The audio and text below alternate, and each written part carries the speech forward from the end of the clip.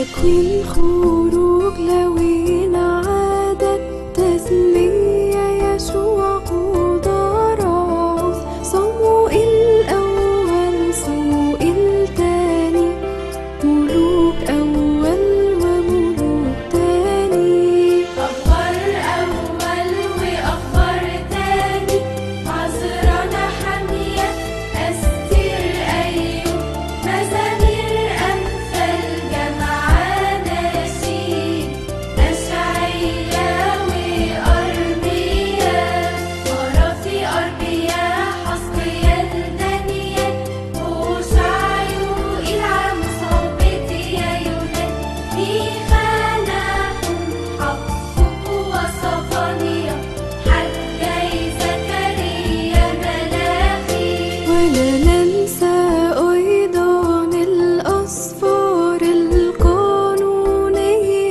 التانية مع 39 القانونية الأولى يا يهودي وباروك تكملة دانيال وأستير حكمة يشوع وسليمان وسفري المكابين متى مرقس لوقا يوحنا أعمال الرسل ورسائل بولس لروميا وكورنثوس الأولى ثم الثانية غلاطيا أفسس فيليبي وكولوسي تسالونيكي الأولى والتانية تيموثاوس الأولى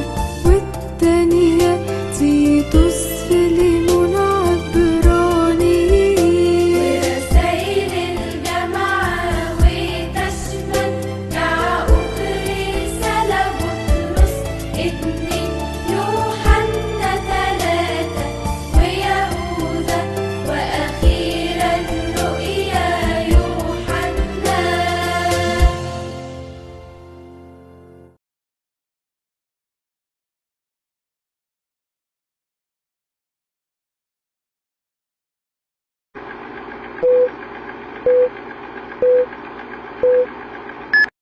Shalom saudaraku terkasih, apa kabar semuanya?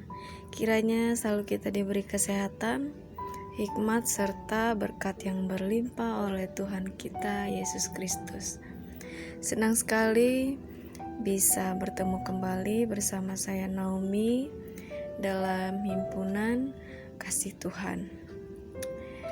Saat ini kita akan sharing dan saling memahami tentang judul pada saat ini yang akan saya deskripsikan, yang berjudul Nabi yang meramalkan kelahiran Yesus dalam Perjanjian Lama. Ya saudaraku terkasih, mari sama-sama kita ketahui siapa saja Nabi yang meramalkan kelahiran Yesus. Karena Tuhan Yesus telah lahir dan Tuhan Yesus juga telah naik ke surga. Dan sebelum Tuhan Yesus lahir, sudah ada banyak kisah yang didengar oleh orang Kristen mengenai beberapa nabi yang meramalkan kelahirannya. Hal ini karena sejak dari semula Allah telah memberikan petunjuk kepada manusia akan kedatangan juru selamat sebagai salah satu cara untuk memperoleh keselamatan umat Kristen, yaitu melalui putranya yang tunggal, yaitu Tuhan Yesus Kristus. Namun masih ada juga beberapa orang yang tidak percaya akan hal tersebut dan berkilah akan karunia yang diberikan oleh Allah tersebut. Ya, sama seperti sekarang ini, masih banyak umat Kristiani yang kurang memahaminya, ataupun orang yang belum mengenal Tuhan Yesus sama sekali belum memahaminya. Jadi kita membaca Alkitab jangan sepenggal-penggal ya saudara, harus membaca sampai tuntas dan kita pahami dulu baru kita telaah. Karena sekarang ini banyak orang yang belum mengenal Tuhan Yesus, tapi sudah banyak mengarang-arang doktrin-doktrin tentang Alkitab. Ya, dia membaca satu ayat dan lalu menjabarkan sesuai perspektifnya sendiri. Ya, hal itu tidak berkenan sama sekali. Tuhan tidak menyukai orang seperti itu. Tapi biar urusan dia sama Tuhan sendiri ya. Yang penting kita jangan seperti itu. Ya, saudara terkasih, maka dari itu pada kesempatan kali ini saya ingin membahas mengenai nabi-nabi yang pernah meramalkan kelahiran Yesus Kristus ke dunia. Khususnya sejak awal dan tertulis di dalam kitab Perjanjian Lama. Siapa saja nabi-nabi Allah yang meramalkan datangnya juru selamat di dunia. Dan kita juga sebagai anak-anak Tuhan harus tahu ya, siapa saja yang kisahnya tertulis dalam Alkitab. Tanpa banyak basa-basi, kembali kita simak pembahasan selengkapnya. Yang pertama, Nabi Yesaya. Kita tahu di dalam Perjanjian Lama, Nabi Yesaya adalah salah satu tokoh Alkitab yang bernubuat untuk memberitahukan akan kedatangan Mesias, yaitu Tuhan Yesus Kristus. Dalam kitab Yesaya telah diberikan petunjuk kelahiran Yesus Kristus yang nantinya akan membawa keselamatan bagi mereka yang percaya. Maka dari itu, Nabi Yesaya salah satu nabi yang tercatat di Perjanjian Lama yang memberitahukan tentang Yesus Kristus. Yang kedua, Nabi Yeremia. Nabi ini meramalkan kelahiran Yesus Kristus. Nabi Yeremia dalam keteladanan dia di Perjanjian Lama telah diberikan berita bahwa kelak akan ada seorang juru selamat yang membawa perjanjian baru dengan bangsa Israel dan membawa penebusan bagi umat manusia. Maka dari itu kita ketahui Nabi Yeremia menjadi salah satu nabi yang dipakai Allah untuk memberitakan kehadiran Yesus. Di dalam Alkitab tertulis diceritakan bagaimana nantinya Tuhan Yesus merupakan penyelamat yang menyatakan janji keselamatan bagi mereka yang dikasihi oleh Allah. Maka dari itu, sejak Perjanjian Lama sudah ada banyak ya yang mengetahui akan kelahiran Tuhan Yesus. Hanya sebagian saja yang masih belum percaya dan tidak menghiraukannya. Kemudian yang memberitakan kelahiran Yesus ada Nabi Mika. Di dalam kitab Perjanjian Lama dituliskan secara detail bagaimana nantinya Allah akan menyelamatkan manusia dari cengkraman dosa melalui putranya yang tunggal, yaitu Tuhan Yesus. Akan tetapi tentunya masih banyak yang tidak percaya nubuatan tersebut, sehingga tak banyak yang paham nubuatan Nabi Mika akan keselamatan yang dijanjikan oleh Allah. Meski demikian, Nabi Mika tidak pernah takut dan gentar dalam membawakan firman Allah, serta nubuatannya mengenai Mesias yang akan lahir ke dunia tersebut. Dia tidak pernah mengeluh ya, serta gentar untuk memberitakan apa yang sudah Tuhan nubuatkan kepada dia. Kemudian yang keempat ada Nabi Bileam. Nabi ini dipakai Allah sebagai pemberitahu kedatangan Tuhan Yesus ke dunia. dalam Alkitab dijelaskan kisah tentang tokoh Alkitab yang rendah hati. Ya, Nabi Bileam ini sangat sopan, ramah, dan rendah hati. Dia dipakai Allah untuk memberitakan keselamatan yang akan datang melalui kedatangan Tuhan Yesus Kristus ke dunia. Dengan demikian, umat Allah akan diselamatkan dan tak perlu khawatir akan dosa yang mencengkeram sejak zaman nenek moyang, yaitu dosa Adam dan Hawa. Oleh sebab itu, umat Kristen patut bersyukur karena kasih karunia Allah yang diberikan melalui kelahiran Yesus dan telah dinyatakan sejak awal, sehingga banyak orang yang diselamatkan Allah melalui Tuhan Yesus. Kemudian yang kelima, Nabi Daniel. Nabi Daniel ini berulang kali menceritakan kisah dan karunia Allah terhadap umat kesayangannya melalui juru selamat yang akan lahir ke dunia untuk membawa sukacita penyelamatan yang sempurna dari Allah. Ya, Nabi Daniel terlihat dari nubuatan dan perkaranya pada saat itu banyak orang yang mengetahui tentang perkataan Nabi Daniel. Namun memang masih banyak yang tidak percaya dengan perkataan Nabi Daniel.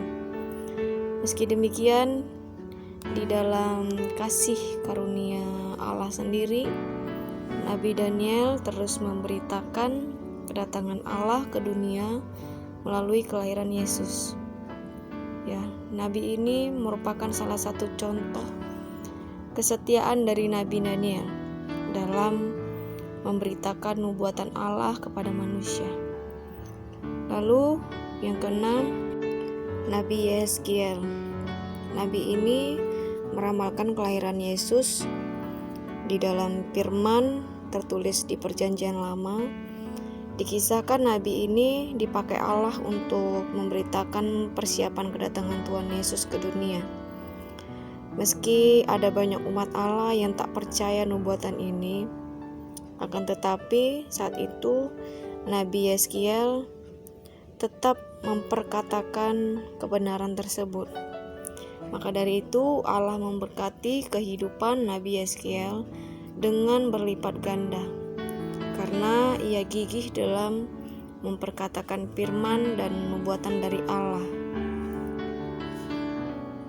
Dan oleh sebab itu, melalui Nabi Yeskiel, nama Tuhan Allah telah dipermuliakan, karena ia patuh pada tuntutan Roh Kudus, termasuk memberitakan keselamatan yang datang daripada Allah sendiri, ya, melalui kelahiran Tuhan Yesus. Ya, saudaraku terkasih, mungkin itu saja yang bisa saya sampaikan. Ada keenam nabi yang tertulis di Perjanjian Lama yang mengatakan dan memberitakan tentang kelahiran Yesus Kristus. Ya, kita tidak perlu khawatir sebab Tuhan Yesus datang ke muka bumi sudah bernubuat dalam hukum Taurat. Ya, Allah sendiri menciptakan anaknya yang tunggal, mempunyai rencana, ya, dari dia lahir sampai tangannya terpaku di kayu salib sudah ditentukan oleh Allah sendiri. Makanya mengapa Tuhan Yesus disalib, dia tidak bisa menolong dirinya sendiri, karena dialah Allah itu. Sudah ada di hukum Taurat, ya, sudah dinubuatkan dia akan menyelamatkan umat manusia. Itu sebabnya dia di kayu salib, ya, dia memikul semua dosa-dosa kita, sehingga kita akan beroleh hidup yang kekal dan tidak binasa barang siapa yang percaya kepada Tuhan Yesus. Nah, Tuhan Yesus datang ke muka bumi ini untuk mendekatkan kita juga, setiap manusia, yang jauh daripada Allah karena dosa nenek moyang ya, Adam dan Hawa, sehingga bumi ini dikutuk dan setiap manusia jadi jauh dari Allah Bapa. Maka sebab itu Allah menciptakan Tuhan Yesus ya untuk datang ke muka bumi dan punya sebab gitu ya, sebab dan akibatnya. Dan tujuannya tuh sudah nyata dan jelas tertulis dalam hukum Taurat. Jadi jika orang yang belum percaya Tuhan Yesus, percayalah, sebab kalau kita ingin beroleh hidup yang kekal dan diselamatkan, hanya ada pada Tuhan Yesus sendiri. Karena nabi boleh banyak, rasul boleh banyak, tapi sang juru selamat hanya Tuhan Yesus. Haleluya.